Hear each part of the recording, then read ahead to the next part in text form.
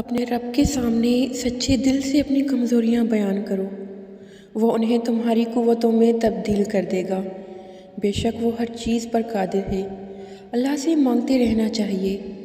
دعا ایک دستک ہے اور مستقل دستک سے کوئی بھی در کھل سکتا ہے، مگر اخلاص شرط ہے۔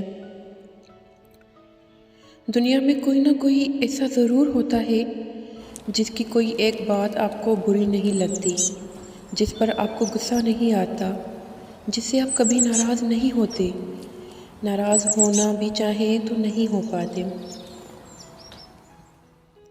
یادداشت کا کمزور ہونا اتنی بھی بری بات نہیں۔ بے چین رہتے ہیں وہ لوگ جنہیں ہر بات یاد رہتی ہے۔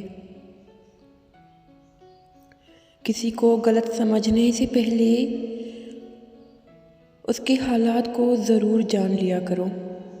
اکثر لوگ الفاظ اور خیالات کا ذخیرہ ہونے کے باوجود خاموش رہتے ہیں، کیونکہ وہ ان لوگوں سے بحث نہیں کرنا چاہتے جن سے بہت شدت سے محبت کرتے ہیں۔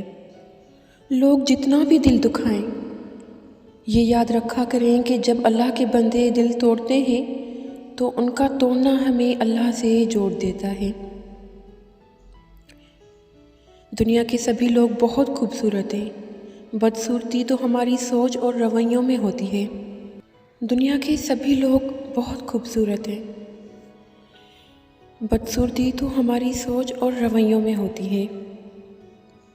محبت کی پہچان مقدار سے یا معیار سے نہیں ہوتی۔ محبت تھوڑی ملے پر سچی ملے تو زندگی سنور جاتی ہے۔ قدر کرنا سیکھیں، نہ یہ زندگی بار بار ملتی ہے نہ ہی لوگ۔